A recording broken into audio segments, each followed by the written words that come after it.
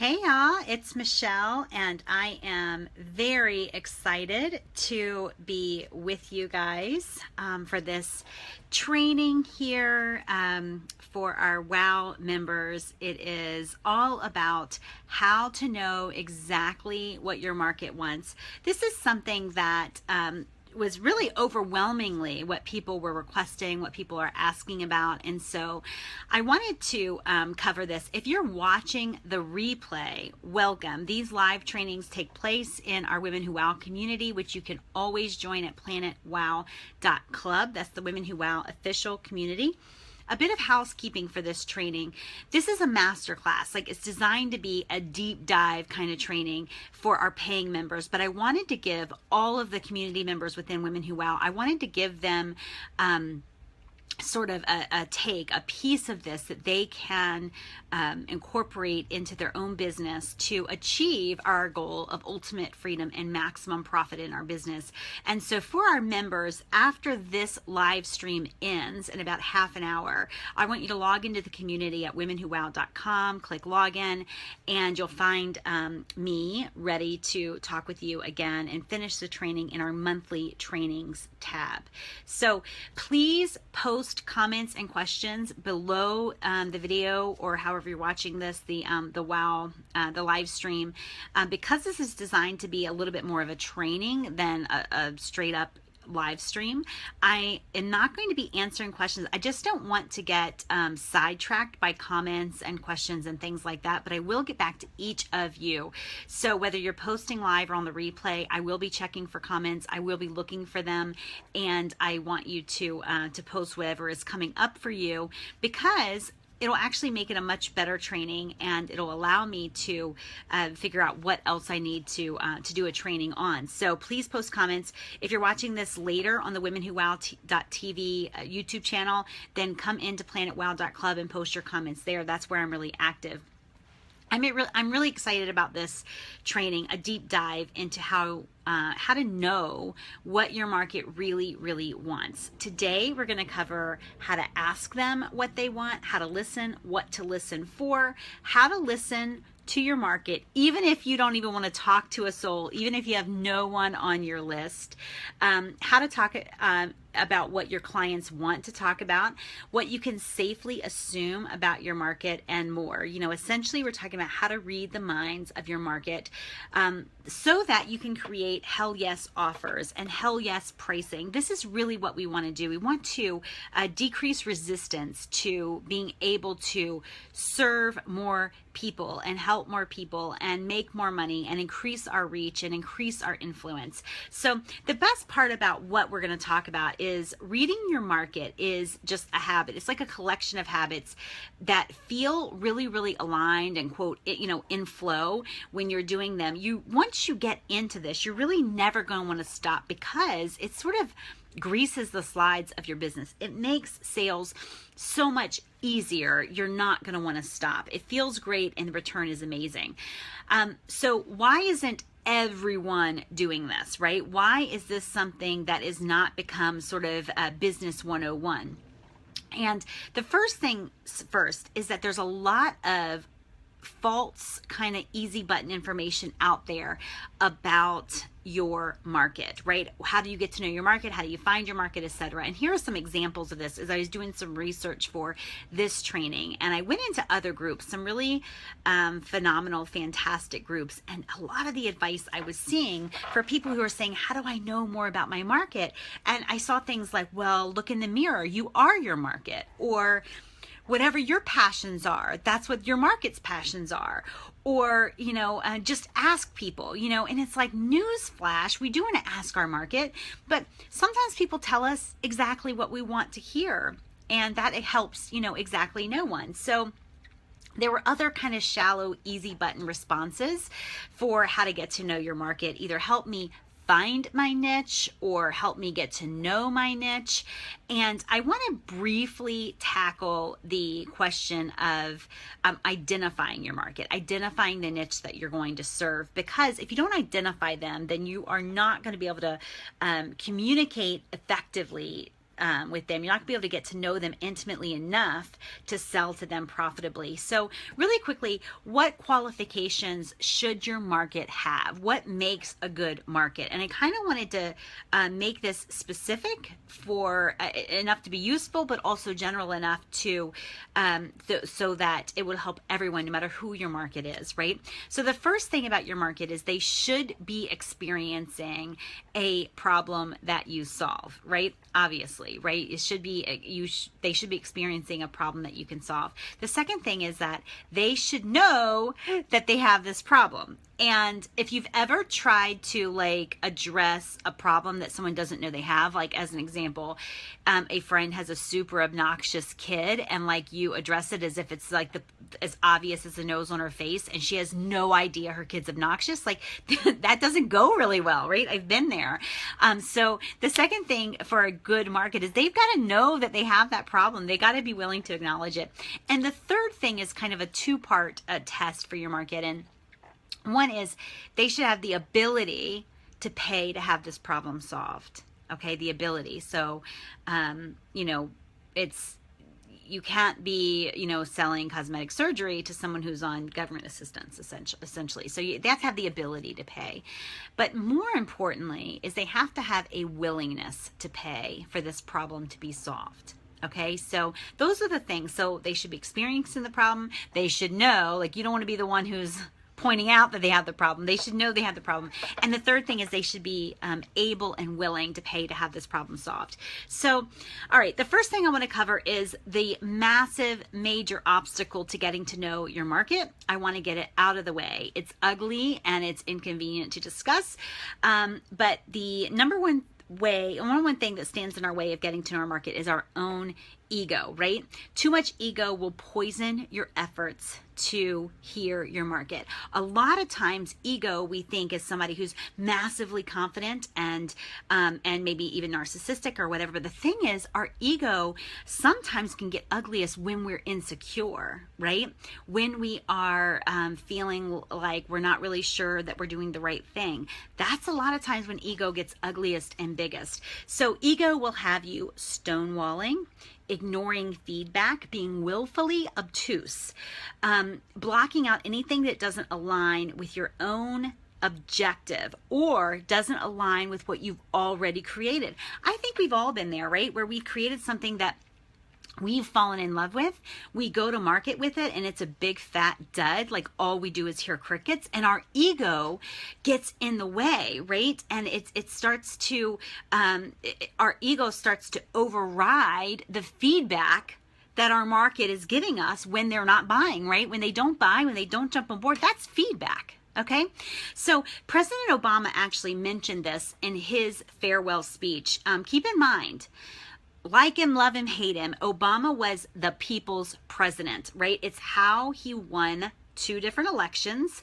It was by appealing to the heart of the people that he meant to serve, right?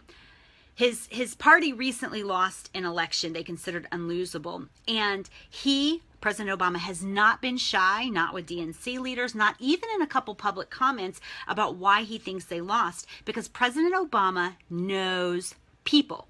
Whether you like him or love him or hate him, he knows people. He knows the heart of people, what they want, how they talk. And here's what he said in his farewell speech. I loved it. For too many of us, he says, it's become safer to retreat into our own bubbles, whether in our neighborhoods or college campuses or places of worship or social media feeds. Get this, surrounded by people who look like us, share the same political outlook, and never challenge our assumptions. In other words, you're being willfully obtuse, right? And increasingly, this is back to Obama, the willfully obtuse comment was mine. President Obama, and increasingly, we become so secure in our bubbles that we accept only information, whether true or not, that fits our opinions, right?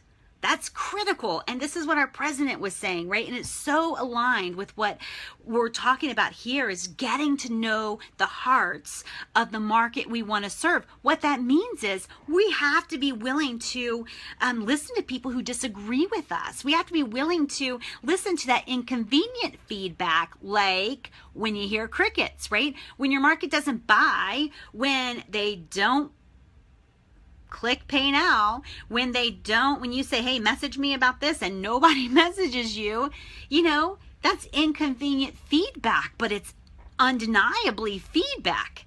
And so many people, I feel like that's when our ego gets involved, because we don't want to have that realization when we put out an offer that we love.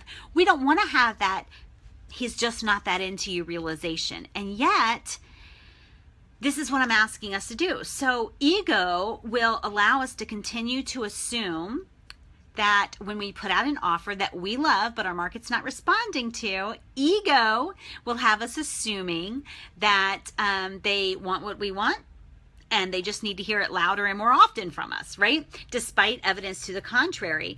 And so we never want to get so into what we love or what we believe that we are willfully obtuse to what our market is showing us. If you are hearing crickets in your business, that is the market absolutely giving you valuable feedback. It's time to start listening. Okay. Quick action item, right? If you're taking notes, like a quick action item. And if you want to know more about your market, I want you to do this exercise, because it'll show you that you actually, when you get the ego out of it, you actually know a lot more about your market than you think that you do. So here's something you can do. You can press pause if you're watching the replay, or you can just do this after the live training, but make a list of 3 specific things. Now, these things can be blog posts, offers, bundles, events, free virtual events, whatever, right? I want you to make a list of 3 things that your market has responded favorably to, that there's been some excitement generated about, and 3 things that they seem to have not heard or ignored. Right there, you're going to find some gold about your market. What do they respond to, comment on, share, sign up for, show enthusiasm for, and what do they act like they didn't hear or ignore, right? What gets some enthusiasm and what falls flat? The truth is, you know more about your market than you than you think that you know, because you've been interacting with them, most of us, right? And there's been some things they've been excited about and some things they've not. And it's up to us to get our ego out of it and look at the actual feedback we've gotten. Okay. Here we go. All right. So we want to get over ourselves. We've got to realize that our relationship with our market is very much like any other intimate relationship that we have in quote unquote real life. It requires a passionate curiosity about the other person that whose heart you're pursuing, right? People want to be known, heard, and understood. That is across the board. Your market and mine, they want to be known, heard, and understood. If you want to separate yourself from every other direct or indirect competitor in your market, whether you're a coach, a doctor, a lawyer, a speaker, whether you own a brick and mortar shop, the best thing you can do is listen. Pay attention to their cues. Notice when they stop talking. Listen when they get excited. I've written extensively about what to know about your target market. And it wasn't until recently when I did a poll in the Women Who Wow community that I realized I've not really done a fabulous job. I don't think I've done it at all, teaching people how to get to know your market. And so that's really what we're going into today. So the first thing first, you've got to be more interested in what your market is saying, what your market wants, what makes them tick, what ticks them off, what excites them, what scares them. The first thing that obliterates ego and absolutely removes it as an obstacle in your business and takes you infinitely closer to knowing your market intimately is passionate curiosity, right? You want to get curious about them. Make them an object of study. Make them an object worthy of your study. This, using the President Obama example, this is the market you want to serve. So get curious about them. We've all been in this situation where we have met someone that we didn't know, right? And they've shown such an interest in us that we have like given them our whole life story. And after those moments, we kind of feel like a little bit vulnerable, maybe a little bit exposed. And we're thinking, how in the hell did all of this come out, right?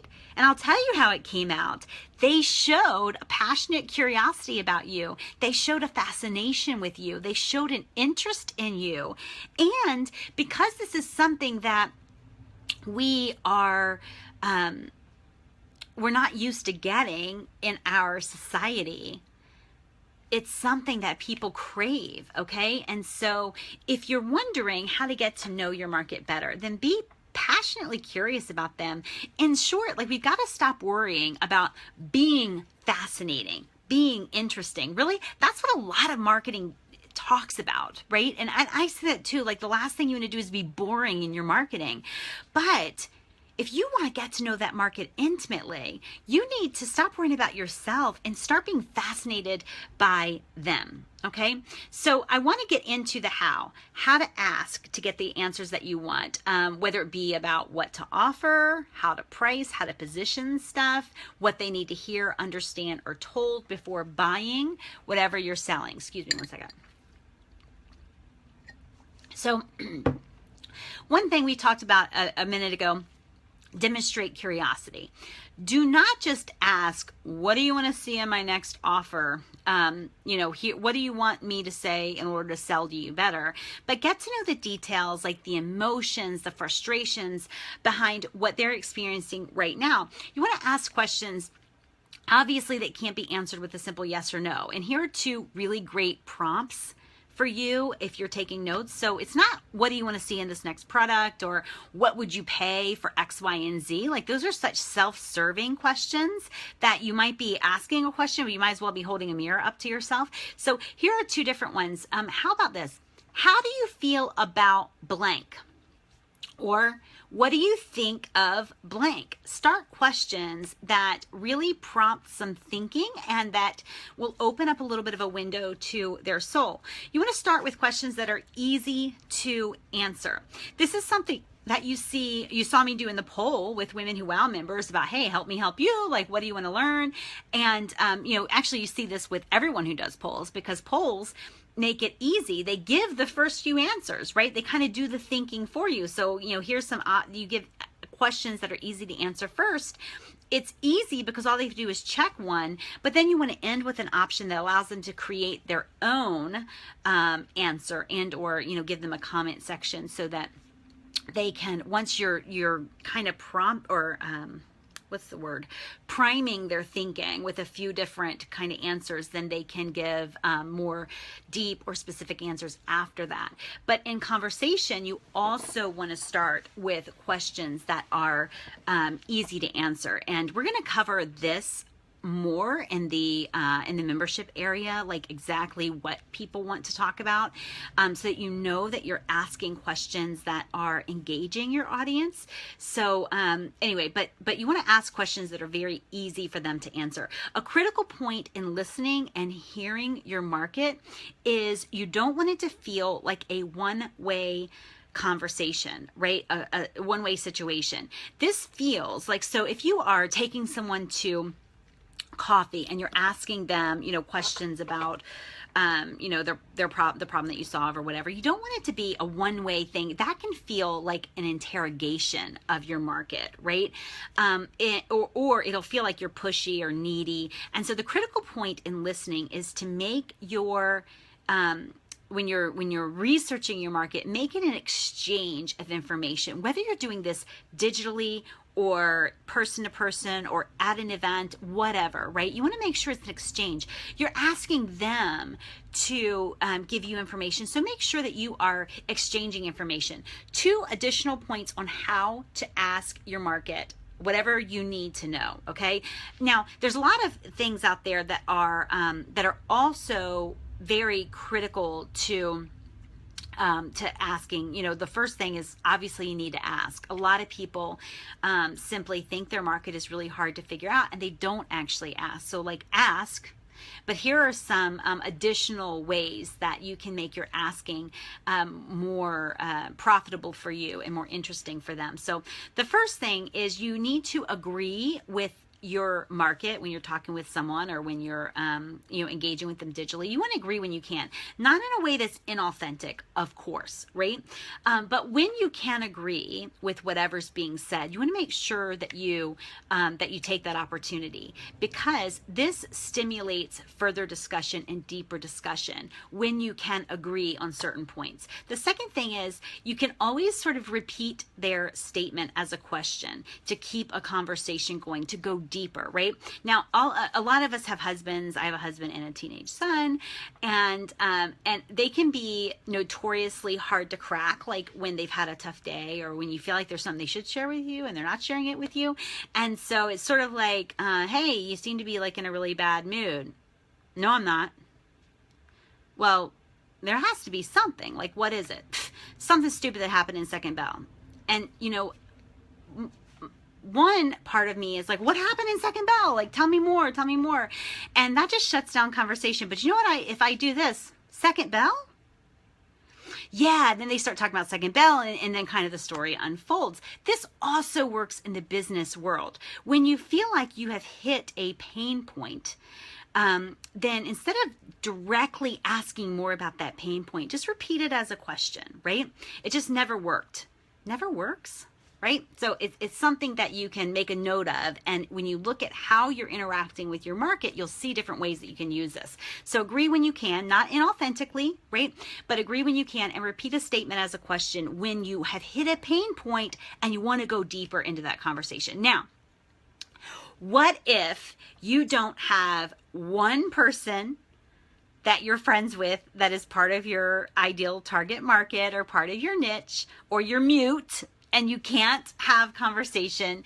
The truth is, and this is my favorite thing to talk about in this training, but you can still get the information that you need from your chosen market.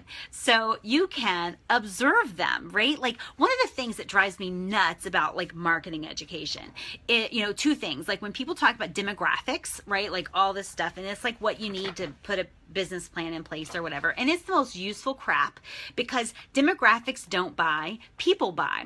And so the newer term for this is avatar, right? Avatar.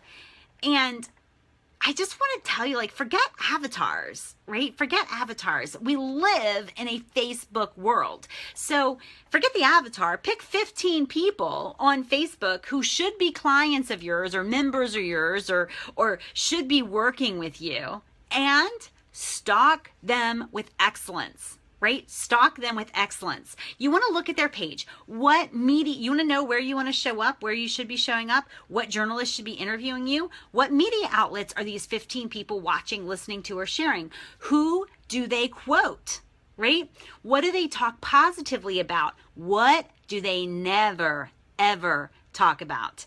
What is their reaction to a specific problem, even if it's not the problem you share? I want to give you this example because this is so critical for building Women Who Wow, right? It's so critical, because what I realize is that our ideal members, our Women Who Wow members across the board, have a universally similar knee-jerk response to any problem in their life, whether it's a marital problem, a sex problem, a kid problem, a health problem, a business problem, or a gardening problem.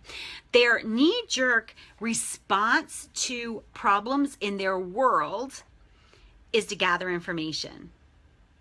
That they have an information gathering response to whatever problem that they have. Universally, Women Who Wow are like this, right? That is our natural bent, our natural way of dealing with things that come up, right?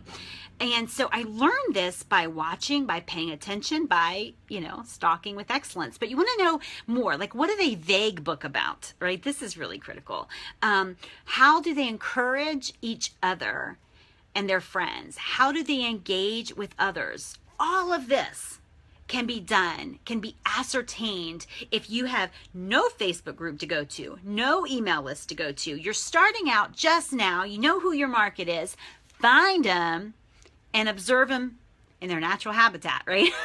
On Facebook. So you want to observe. We're going to end right here, but wow members, I want you to follow me over to the members only area of our website, womenwhowow.com. You log in the top right corner if you're not already logged in. Give me about 5 minutes. We're going to pick up here and we're going to cover some more. We're going to cover the importance of deeply listening, 3 things your market loves to talk about, 5 things you can safely assume about your target market. And these assumptions are important because, you know, they'll come into play when we're putting together offers, talking about our sales conversations, a quick tip to getting to know your market most intimately, and some stuff about price. So I will see you guys at womenwhowow.com.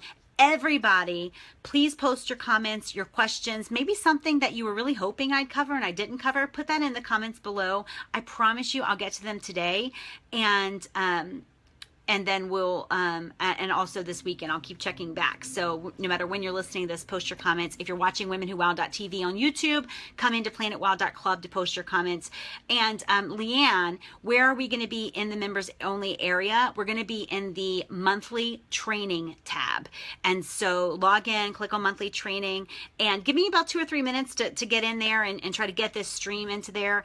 And I will see you guys on the other side. If you don't know your login, or you forgot your login, or your login's not working, Facebook message me and we'll get you a login really quick. So, all right, talk to you guys soon. Thanks for being with me. Bring your friends to planetwow.club and we'll see you on the other side, Women Who Wow. Talk to you soon. Bye.